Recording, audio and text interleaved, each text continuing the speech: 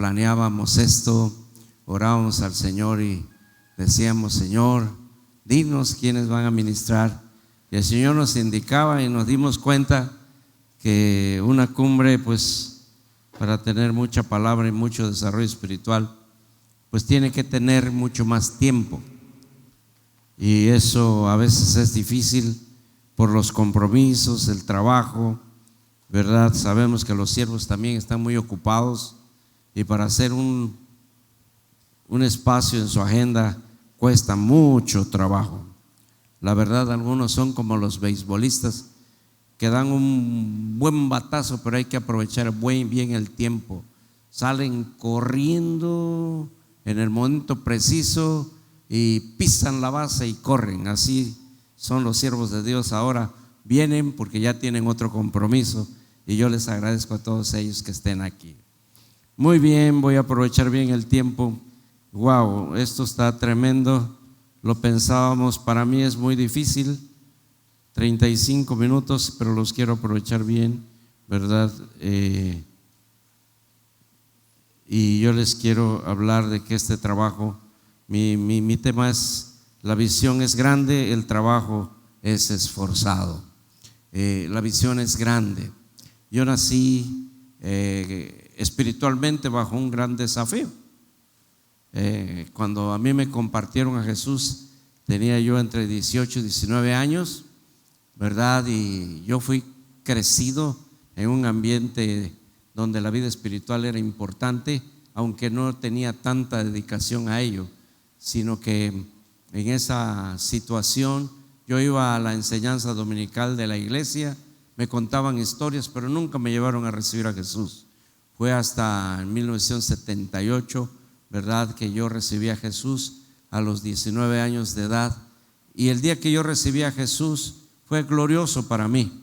Pero lo tremendo para mí fue que a los 8 días que yo recibí a Jesús, me estaban nombrando director del distrito de Morelia y de Michoacán para ejercer un liderazgo en el estado. Y yo decía: ¿y cómo y con qué? Y me dijeron: aquí están tus libros, léelos 7 veces cada uno de estos y luego lo compartes. Pues tenía yo que hacerlo en una noche, ¿verdad?, porque estudiaba medicina y para mí era muy difícil, ¿verdad?, ordenar mi vida ante tal condición. Pero algo que impactó mucho mi corazón para poder servir a Dios es que la visión era grande. Nosotros queríamos ganar México para los años 80, ¿verdad? Y eran 3 años menos, ¿verdad? Y en 3 años queríamos ganar México, pero yo ni conocía México, solamente Campeche y Morelia, ¿verdad? Y México es una ciudad enorme de más de 20 millones de habitantes hoy, en aquel entonces eran menos, pero conocer el país entero para mí no era fácil, estudiando y teniendo que viajar a mi capacitación. Pero yo acepté el reto. Yo fui valiente. Yo le dije: Señor, si hay que trabajar por ti, lo hago, y si hay que estudiar también. Y hice, pues ahora sí que 2 esfuerzos grandes: estudiar para médico y prepararme para servir a Dios. Era algo tremendo, la visión era grande.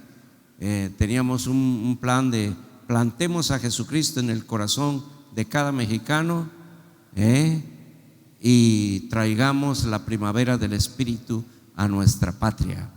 Ese era el lema, pero lo gritábamos: plantemos a Jesucristo en el corazón de cada mexicano y traigamos la primavera del Espíritu a nuestra patria. Lo primero lo entendía en aquel entonces, lo segundo no lo vine a entender cuando el Espíritu de Dios tomó el control de mi vida. Pero pues eran millones de mexicanos. Invadíamos una universidad en 10 minutos, 15 minutos, nos poníamos de acuerdo salón por salón, pedíamos permiso al maestro, nos metíamos y en 15 minutos le predicábamos a todos los estudiantes y salíamos corriendo, porque sabíamos que había mucha oposición en aquel entonces y que nos iban a perseguir y corretear, y lo hacían. En Río Verde, San Luis Potosí, nos corretearon, nos alcanzaron los rojillos, los comunistas, nos atraparon, nos subieron a sus coches y nos dijeron: si ustedes creen que ese amor que ustedes predican es el que el mundo necesita, les vamos a llevar a las cinturones de miseria que hay alrededor de esta ciudad, y ahí se van a despojar de sus ropitas, de su reloj, de todo lo valioso que tienen, se lo van a dar a los pobres y se van a poner la ropa de los pobres encima. Y guau, ahí nos atraparon y pasamos la prueba de fuego para saber si de veras queríamos ganar México. Pues le dijimos, lo hacemos sin ningún problema. Y yo dije, adiós relojito, adiós playerita, adiós pantaloncito, ¿verdad? Y me voy a poner la ropa de quién sabe quién. Bueno, cuando llegamos a ese lugar, la verdad, ellos vieron que no pusimos resistencia y nos soltaron y nos dijeron, creemos que ustedes son firmes en lo que predican. En la noche estaremos en su reunión. Y qué tremendo es tener ese tipo de victorias. Para nosotros, mi esposo y para mí, pues ha sido toda una historia, los 50 años de vida que llevamos predicando el evangelio en diferentes lugares, y verdaderamente es un desafío. México es grande, no lo conocemos del todo, pero creo que el mayor desafío para nosotros no es poner nuestros ojos en México, sino que es mayor, las naciones. Y para mí ese es un trabajo que si no lo hacemos juntos va a ser imposible. Escucho a algunos escatólogos que dicen que Jesús ya viene, que está a la puerta, que todo lo que está sucediendo en el mundo denota que Jesús ya viene. Yo difiero de ellos porque hay promesas que no se han cumplido y que somos responsables de cumplirlas. Número uno, el lema de esta cumbre, ¿verdad? Jesús oró y dijo, Padre, que así como tú y yo somos unos, ellos sean unos conmigo. Y oía un predicador que decía, bueno, creo que esa respuesta nunca llegará. Yo creo que va a llegar, porque nuestra lucha no es contra carne ni sangre, son principados, potestades, gobernadores de tinieblas, huestes espirituales de maldad que tienen cautivo al mundo, pero que va a haber un derramamiento del Espíritu tan glorioso que las fuerzas del enemigo no podrán contra el reino de Dios. Yo eso es lo que creo. Yo creo que el Señor no vendrá, como dice Hechos 3:17, ¿verdad? Dice, hasta que todas las cosas sean restauradas, entonces el Señor vendrá. Y hay algo que todavía está siendo restaurado, que es el reino de Dios. Alguien lo mencionó, creo que el profeta Pedro, ¿verdad? Un reino dividido no prevalece. Entonces tenemos que unirnos, y esa unidad tiene que ver con nosotros los siervos de Dios, porque los siervos de Dios somos el ejemplo de la unidad. Yo disfruto cuando estos siervos de Dios vienen, ¿verdad? Porque los veo tan contentos, bromean entre ellos, se dicen cosas y apenas se conocen. No tienen un historial de conocimiento tan amplio, pero yo veo que las mujeres se quieren mucho y se llevan bien. Los varones pues también nos estamos aprendiendo a querer, ¿verdad? No vemos nuestros defectos, no vemos nuestros errores, no miramos a voltear al pasado, porque pues lo entendemos, nuestro pasado ya pasó, pero sí tenemos que ver el futuro, porque el futuro será glorioso. La palabra de Dios nos habla en Ezequiel 37, que para iniciar un proyecto tan grande como el Dios tiene prometido, tenemos que aprender a unirnos, primero cada hueso con su hueso, y después vendrá la restauración del resto del cuerpo. Y yo creo, mis amados hermanos, que muchos de ustedes van a servir a Dios, por eso están aquí, y ustedes tienen que aprender el ejemplo de los que ya estamos en cierta forma dedicados por mucho tiempo a estas cosas de predicar el evangelio. Bueno, también proféticamente la palabra de Dios nos dice, ¿verdad?, que que el evangelio del reino será predicado. Y para mí, en lo personal, han sido etapas de mi vida que me han llevado de menos a más. Primero conocí a Jesús como mi Salvador, y en esos 12 años que yo viví con ese evangelio de la salvación, pues ganamos muchas almas. Mi esposa y yo a un principio éramos enamorados y andábamos compartiendo el evangelio a todos. Llegamos a los parques y los jardines y veíamos parejitas sentados hasta besándose, ¿verdad? Y llegamos, tú le caes a ella, yo le caigo a él, y los evangelizamos. Llegábamos y ella le decía, nos da un poquito de su tiempo, raro, ¿verdad? Y nos sentamos en el jardín, en el pasto con ellos, y terminábamos orando por ellos y ellos recibiendo a Jesús en su corazón. Eso nos llevó a vivir experiencias muy bonitas de ganar almas. Conocíamos a Jesús, que perdona pecados y nos libera de las maldiciones del pecado.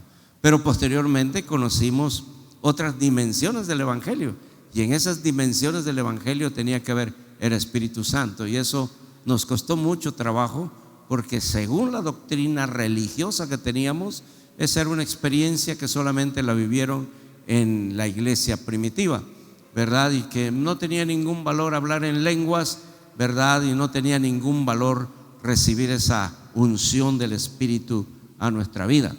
Bueno, en ese entonces mi esposa y yo recibimos el Espíritu Santo después de 12 años de estar sirviendo en Cruzada Estudiantil. Dios nos cambió totalmente. Toda nuestra enseñanza era a través de manuales y una formación muy cuadrada, muy estricta, como lo da la religión hoy y la denominación. Pero cuando recibimos el bautismo en el Espíritu Santo, algo pasó glorioso en nuestra vida.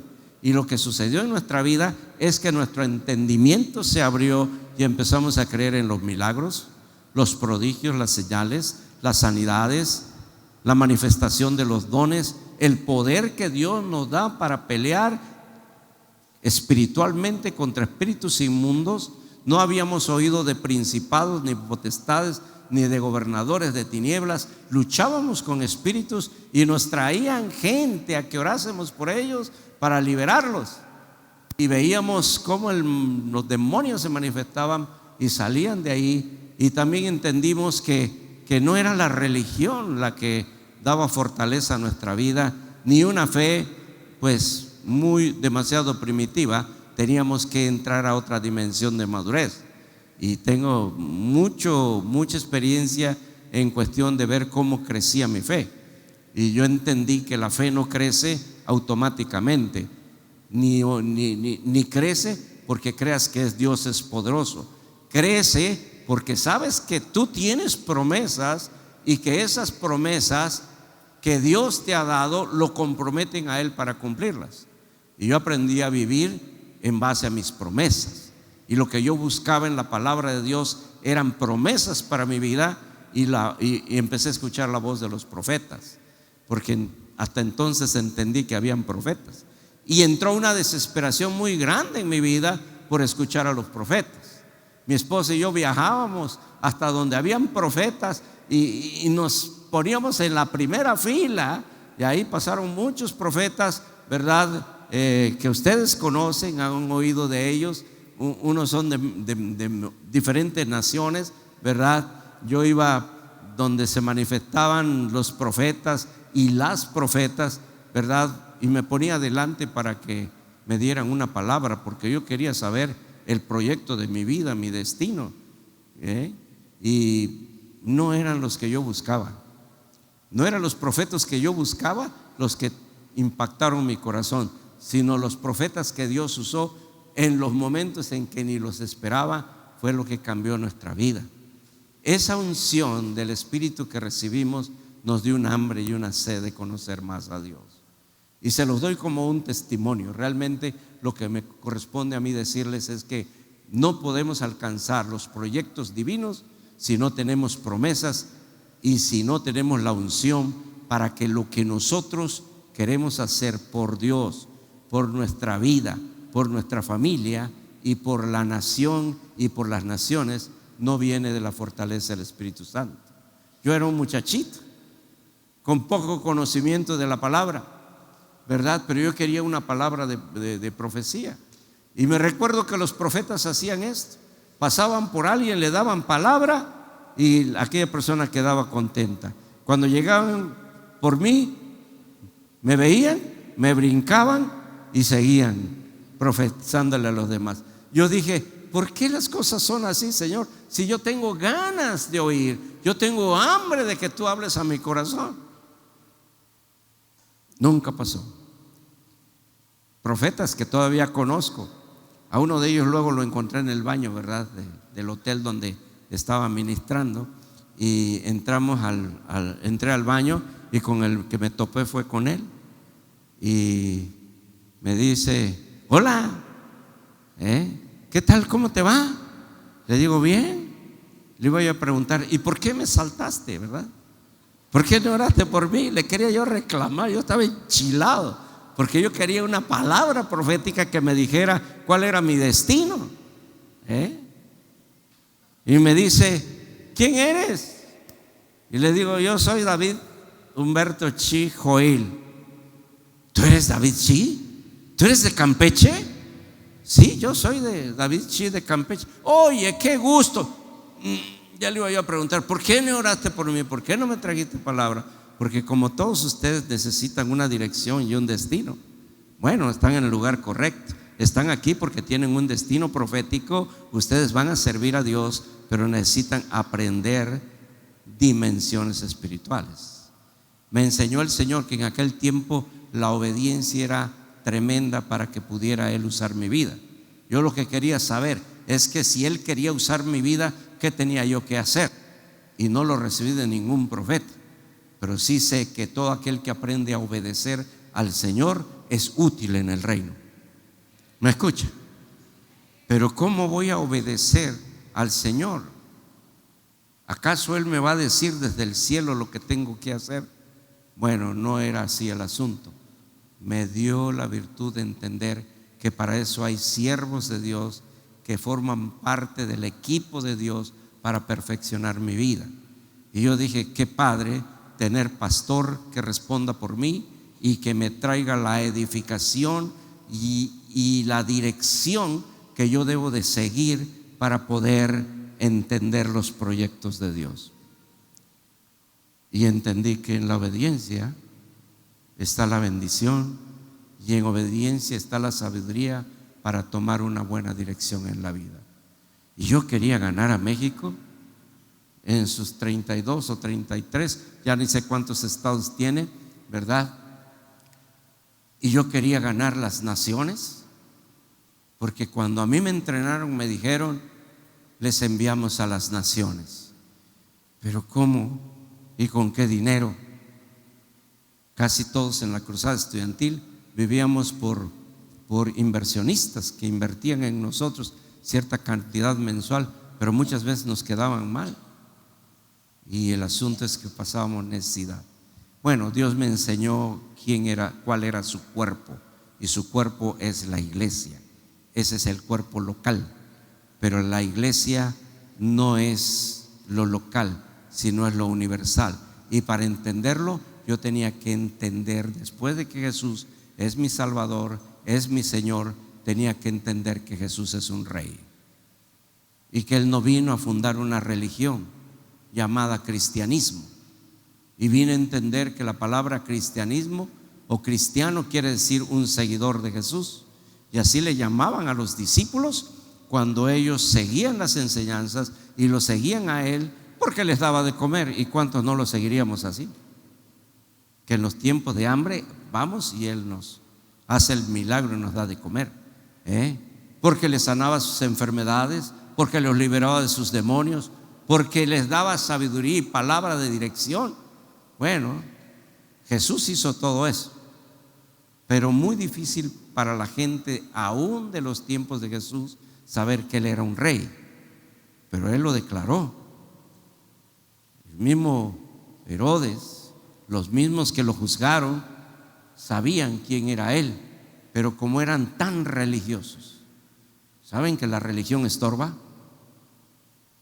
Aunque no me contesten, yo sé que la religión estorba, ¿Por qué estorba la religión?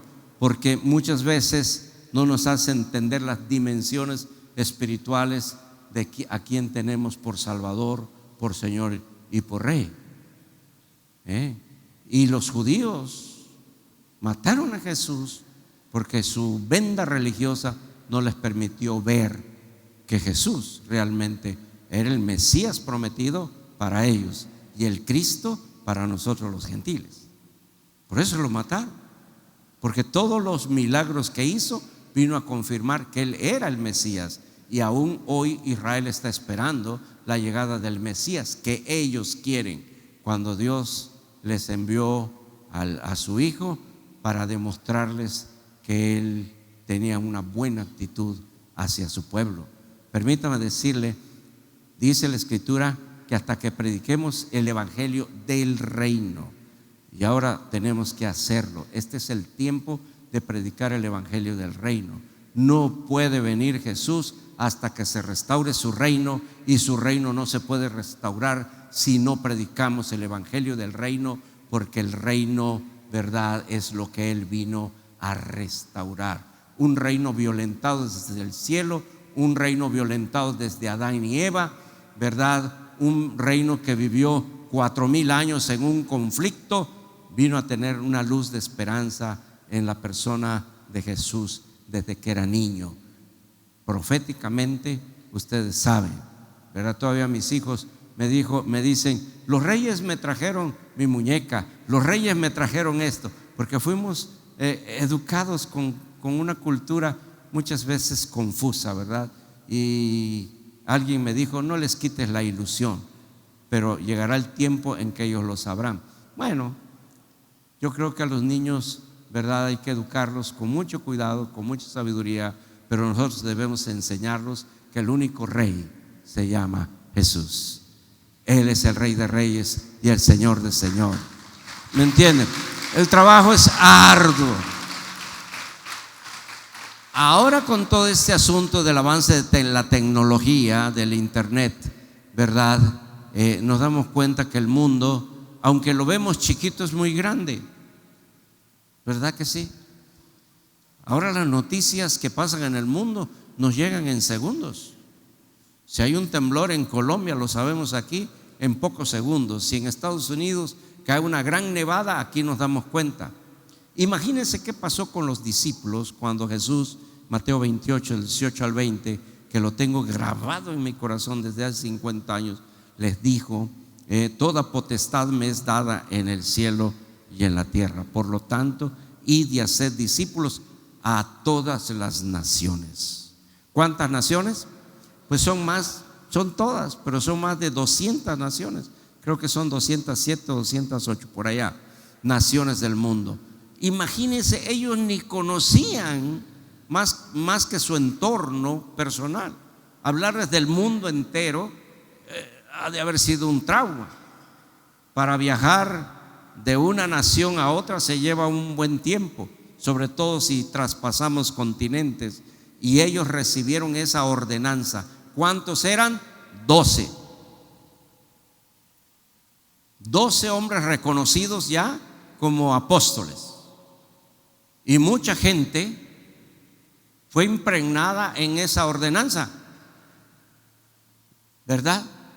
Se sintieron involucrados en aquel tiempo y hoy también, porque si tú estás aquí tienes que darte cuenta que la dimensión del trabajo que se nos encomendó o de la comisión que se nos encomendó no es fácil, menos si estamos divididos y peleándonos. Una vez iba yo con el apóstol Pren a Antigua Guatemala, y prendió el radio y escuchamos a un pastor hablando pestes de otro pastor. ¿Es cierto o no? Sacándole los trapitos sucios al sol y cuestionando en la radio a otro pastor. Y era vergonzante eso, que un pastor hable de otro pastor. Que bueno, a mí mi abuela me enseñó que los trapitos sucios se lavan en casa, ¿verdad? Y todos tenemos defectos, como dicen por ahí, todos tenemos cola que nos pisen. Pero que nosotros tengamos que enjuiciar a alguien permítame decirle, eso en lugar de llevar a fortalecer a la iglesia, la debilita. Y eso sucede. ¿Cuántas veces todavía, ayer en la mañana que estábamos ministrando en un velorio, un hombre se me acercó y me dijo: le pido perdón, pastor, porque yo he ocupado mi púlpito para hablar mal de usted, y le pido perdón. Y permítame decirles, es una falta de respeto que estemos hablando con personas que de personas que ni siquiera conocemos. Y le dije: no pasa nada, te bendigo, te perdono, ¿verdad? Porque es muy dado hoy hacer esto.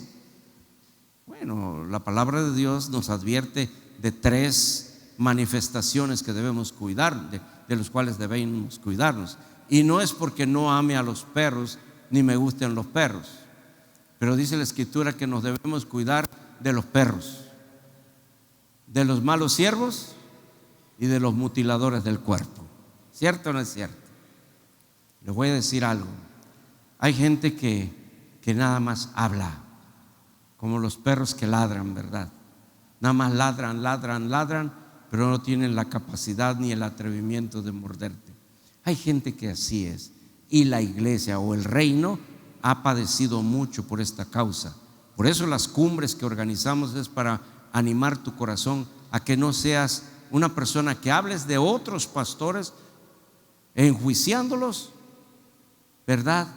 Porque eso debilita el poder del cuerpo y nos genera muchos problemas. De esos problemas yo he sufrido.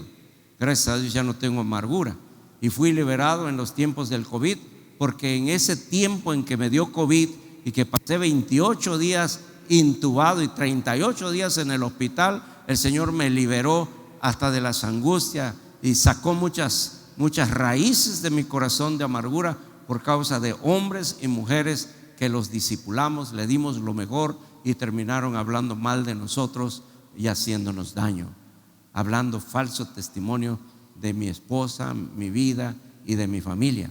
Pero bueno, pude sanar de esa situación. Nunca hagas caso, siervo de Dios, si hablan mal de ti. Si hablan diciendo verdad, entonces sí tienes que tomarte en cuenta un cambio de actitud. Pero si tú estás viviendo dedicado a Dios, haciendo las cosas conforme dice la palabra y conforme a la guianza del Espíritu y la dirección de tu pastor, ten la plena certeza que no hay condenación sobre tu vida. El enemigo siempre va a tratar de amedrentarnos, amenazarnos, y va a tratar de atacarnos para desprestigiar el honor que tenemos los siervos de Dios. Los malos siervos son aquellos que se dedican no a traer buenas nuevas, no les interesan las almas, sino se mueven por otros intereses. Este tiempo es tiempo en donde muchos se levantarán contra los siervos de Dios. Jesús lo dijo: Jerusalén, Jerusalén, que matas a tus profetas y apedreas a los apóstoles, aquellos que te son enviados. ¿Cuántas veces he querido juntar a tus hijos como la gallina junta sus polluelos debajo de sus alas, y tú no quisiste? Y les voy a decir algo. Es muy importante entender que en este tiempo la unidad es una condición muy frágil. Yo he tenido amigos que los he querido mucho, algunos apóstoles, otros profetas, y de buenas a primeras descubro que sus intereses hacia mi relación eran otras y terminan haciéndome daño. Entonces ya aprendí primero a no dar motivos, y segundo, vivir bajo una visión de unidad. ¿Quiénes son los que deben de estar cerca de ti? Aquellos que abonan a edificar tu vida, tu llamado, tu vida espiritual, tu llamado y tu ministerio. Júntate con buenos hombres. Júntense mujeres con buenas mujeres. Hagamos uno en el reino, porque el trabajo que tenemos que hacer es muy grande. Son las naciones. Yo estoy plenamente convencido que los apóstoles no entendieron eso, id a todas las naciones. Ellos no conocían ni siquiera las naciones ni los continentes, ¿verdad? Toda esta región, pues hace 500 años se descubrió. Las Indias eran continentes inexplorados. Es más, en aquel entonces se creía que la tierra era plana, ¿verdad? Pues la Escritura nos dice la verdad, que es un círculo en el cual vivimos todos. No había manera de trasladarse. ¿Cómo se van a conquistar las naciones? Permítame decirle, usted hoy puede escuchar el predicador que quiere oír a través del internet, a través de las redes sociales, ¿verdad? Tengan cuidado en eso también, porque no todo el que dice Señor, Señor, entra al reino de los cielos. Tenemos que tener una doctrina apostólico-profética y tenemos que guardar el orden de Dios para los ministerios, para poder avanzar en la obra que nos toca. Entonces es grande este asunto. Mi esposa y yo nos quedamos muchas veces, mucho tiempo platicando y decimos, ¿te acuerdas de cuántas cosas hemos hecho? Pues sí, y las que nos faltan hacer son las que más nos preocupan, porque el proyecto es grande y les necesitamos a todos y cada uno de ustedes para poderlo cumplir. Viajar, llevar la semilla, cambiar, influenciar al mundo. Tenemos la capacidad de Dios, que Dios nos ha dado. Él nos ungió con su espíritu para poder ir al mundo, y recibiréis poder cuando haya venido sobre vosotros el Espíritu Santo. Saben, no podemos hacer las cosas en nuestras fuerzas. Hoy me lo recalcaba el Señor, porque armar esta cumbre no crea que ha sido una cosa sencilla para nosotros. Ha sido un trabajo tremendo, idear todo, estructurar todo, darle flexibilidad a todo, ¿verdad? No ha sido una cosa sencilla. Y yo le decía al Señor, a mi edad metido en esto, bueno, ya voy a cumplir 70 años en 2 meses, y a mi edad meterme en esto verdaderamente para mí es un desafío, ¿verdad? Y le decía a mi esposa, qué difícil es ahora hacer lo que antes debimos de haber hecho, pero antes no entendíamos que hoy es cimentar y extender un reino, predicar que Jesús, aparte de ser el Salvador, de ser el Señor, es el Rey. Cambiar la mentalidad de la gente. Primero, para hacerlo tenemos que destruir la mentalidad negativa y muchas veces religiosa que tiene y que le impide ver más allá de lo que sus ojos han visto. Pero les quiero decir algo, lo que viene va a ser glorioso, inédito, no ha sucedido. Si el derramamiento del Espíritu en la iglesia primitiva hace 2000 años y fracción, ¿verdad?, fue algo tremendo, si ese viento recio que entró en aquel aposento alto empoderó a esos 120 hombres y mujeres que estaban ahí, imagínense qué va a causar ese derramamiento del Espíritu hoy en millones y millones de personas que estamos dispersos en todo el mundo. Yo lo que espero antes de que Jesús venga, los tiempos milagrosos, maravillosos, donde veremos la majestuosa gloria del Rey, porque cuando el Rey venga tenemos que hacer fiesta. ¿Me está escuchando? A usted y a mí nos están tocando vivir los tiempos más maravillosos. Usted y yo tenemos que tener una motivación.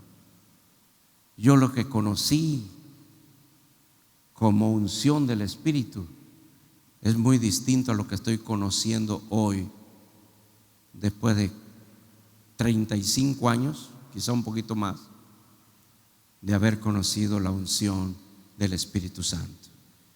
No puede haber gloria sin un derramamiento del Espíritu. Y es el paso siguiente en el proyecto de restauración del reino de Dios. Usted debe abrir su corazón a este derramamiento. Hay cosas que fueron sus primeros conocimientos, pero usted no se puede quedar estancado ahí. No podemos estar entretenidos en lo que ya sabemos. Eso fue glorioso. Pero si Dios tiene un proyecto más glorioso para tu vida, hoy tú tienes que estar listo para experimentarlo. Porque mientras la maldad aumenta, el poder de Dios se manifiesta en una forma gloriosa. Y eso es lo que le espera a este mundo. Yo no creo que Jesús venga hoy ni mañana. Se necesitan restaurar muchas cosas porque el Rey viene ya en otra dimensión. No viene a morir por los pecados, viene a manifestarnos su amor, su fidelidad, tomarnos, llevarnos, experimentar lo que en nuestra vida nunca hemos imaginado vivir. Unas bodas tan esplendorosas como son las bodas del Cordero. Permítame decirles, después de eso, verdad, regresará a la tierra ya en una forma de rey a gobernar y regresaremos con él. Pero permítame decirle, usted se tiene que preparar desde hoy para ser útil en este proceso que nos corresponde. Cuando hablamos de mutiladores del cuerpo, es algo que a mí ya me cansó. Ustedes ven esta congregación, ha crecido y decrece, crece y decrece, crece y decrece. Y usted dirá, ¿y por qué? Porque dice la Escritura que vendrán muchos mutiladores del cuerpo. Y de eso nos debemos cuidar. ¿Quiénes son los mutiladores del cuerpo? Son aquellos que dividen las iglesias, dañando la vida de los que han creído. Y los que han creído deben ser muy cautelosos en entender que no es la denominación ni la religión ni a qué pastor sigues. Los hijos de Dios no nos debemos dejar engañar por gente que solamente ve su conveniencia. Nosotros, para fundar esta congregación, no dividimos ni una iglesia.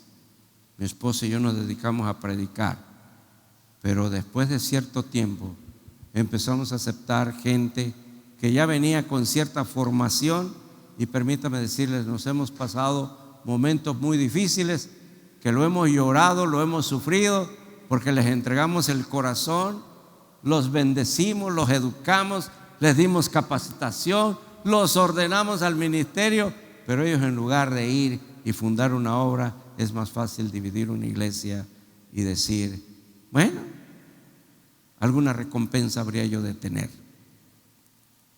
¿Y qué es lo que pasa? Que hacen daño tanto a los que se quedan como a los que se van, porque el dolor llega al reino. Todo reino dividido no prevalece. Por eso nuestra lucha es tener la unidad, y la unidad empieza por las cabezas. Los ministerios tenemos que estar unidos. Quizás no lo han entendido y lo quisimos explicar, y ahí se los pusimos 5 globos. Uno es apóstol, otro es el pastor, otro es el evangelista, otro es el profeta y el maestro, y los 5 unidos por una misma unción, la luz del Espíritu. ¿Me escucha?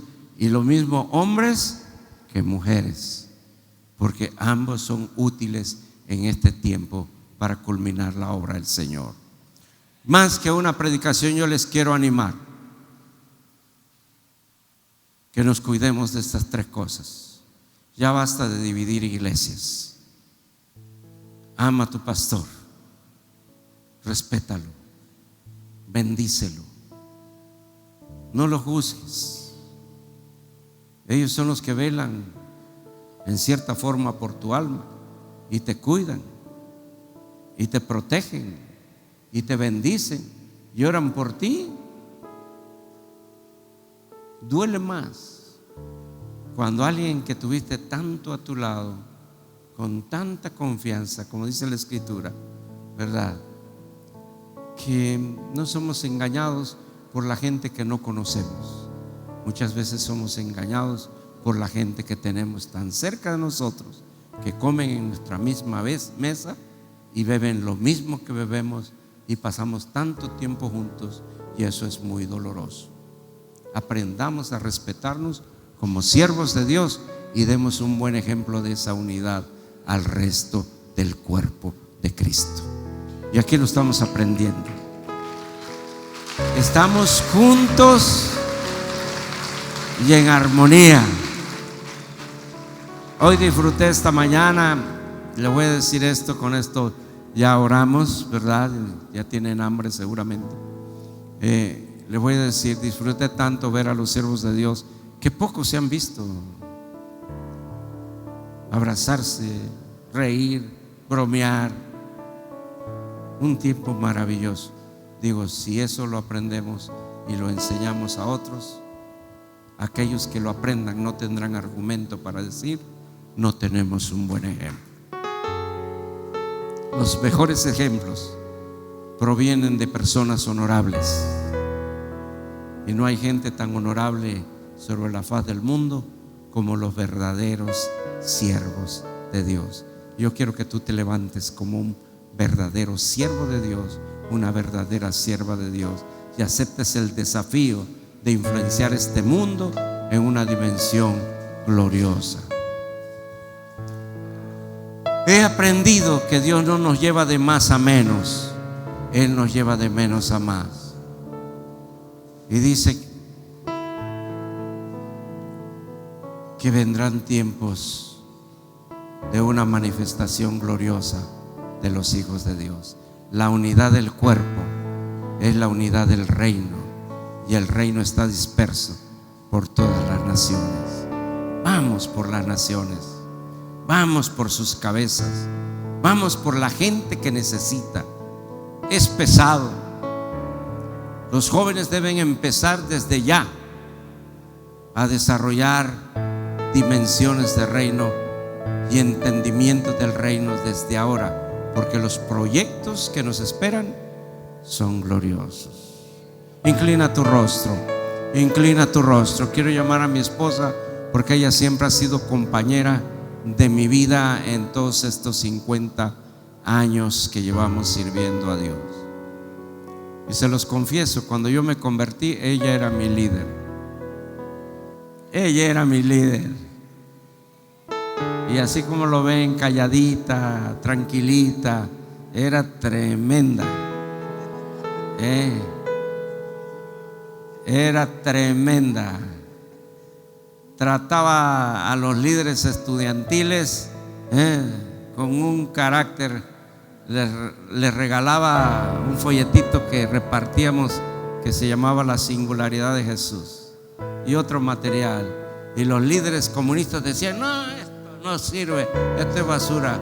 Les decía: qué tristeza. Yo pensé que como líder tenías una mentalidad más abierta y positiva, pero ya me decepcionaste. Y le decían: no, dámelo. No, ya no. No, ya no. Y aquellos se quedaban avergonzados. Conmigo no lo tuvo que hacer. Yo tenía ojos de benevolencia y de amor por ella. No había necesidad de que me trate mal, ¿verdad?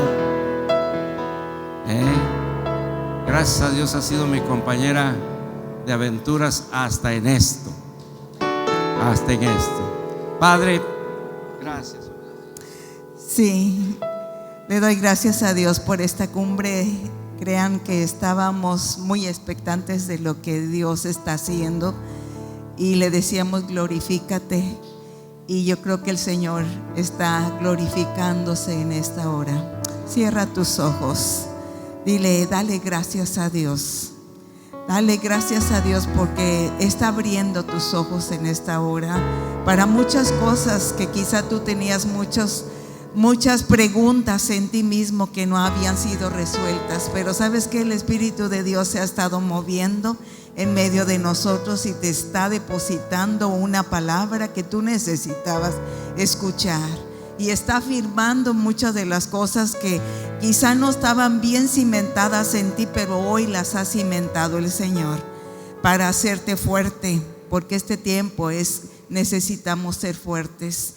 Y dice la palabra de Dios que el Espíritu de Dios se mueve en el medio del desorden, así como había caos cuando estaba la tierra desordenada y vacía, el Espíritu de Dios se movía sobre ella.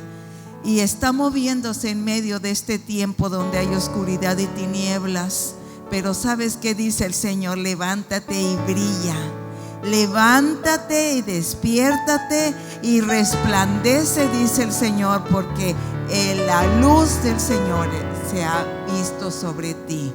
Ha venido sobre ti para que ahora brilles. 3 cosas debemos mantenernos en el Señor y debemos de guardarlas todo el tiempo y no debemos perderlas, lo que es la fe, la esperanza y el amor, porque esas 3 cosas son muy importantes, pero por sobre todas de ellas es el amor el que no debemos descuidar. Y este es el tiempo en que tú debes de amar por sobre todas las cosas y bendecir y perdonar en medio de tantas situaciones que vivimos.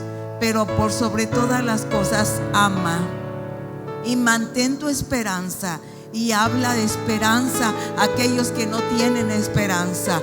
Habla con fe para que puedas caminar en este tiempo, porque dice la palabra de Dios que Él nos ha dado su palabra como lámpara para alumbrar nuestro camino y para que andemos sobre ella. También dice el Señor que ha puesto su Espíritu sobre nosotros, así como lo hizo con Jesús. El Espíritu, dijo Jesús cuando Él tomó el libro de Isaías y dijo que esa palabra había sido cumplida. Dice: el Espíritu del Señor está sobre mí, por cuanto me ha ungido para anunciar buenas noticias a los pobres. Me ha enviado a proclamar libertad a los cautivos y dar vista a los ciegos, a poner en libertad a los oprimidos, y para también hablar y dar el año agradable del Señor. Y esto es lo que nosotros debemos hablar. Sí, Señor, toma nuestra boca. Señor, toma nuestra boca, que no callemos. Señor, que no callemos en este tiempo, que viene el tiempo glorioso, Señor, de que tú te vas a manifestar, de la manifestación gloriosa de los hijos de Dios que somos nosotros, Padre. Gracias. Levanta tus manos y dale la gloria a Él. Muévelas, muévelas, muévelas, muévelas tus manos, agítalas, agítalas, agítalas. Oh, rabarajara, barabarakara, shara, barakara, sí. Sí, Señor, te adoramos, te alabamos, te glorificamos por este tiempo que estás trayendo una unción maravillosa sobre nosotros. Y dice tu palabra que cuando los huesos se unieron, cada hueso con su hueso, hubo un temblor, hubo un estruendo, Señor. Y eso es lo que estamos esperando, Señor. Este estruendo maravilloso de tu Espíritu Santo que nos va a levantar en unidad, Señor, en unidad. Oh Padre, para que todos vean quiénes somos los hijos de Dios en medio de las tinieblas, porque las tinieblas serán fuera, estarán echados fuera por causa de la luz. Y le damos gloria al Señor. Gracias, Jesús. Gracias. Gracias. Queremos decirles que son bienvenidos todos. Sé que algunos llegarán mañana porque se tomarán el día de mañana, pero qué bueno que usted llegó desde un principio. Nos llena de gozo y de alegría tenerles aquí con nosotros. Dios los bendiga mucho. Sean bienvenidos todos.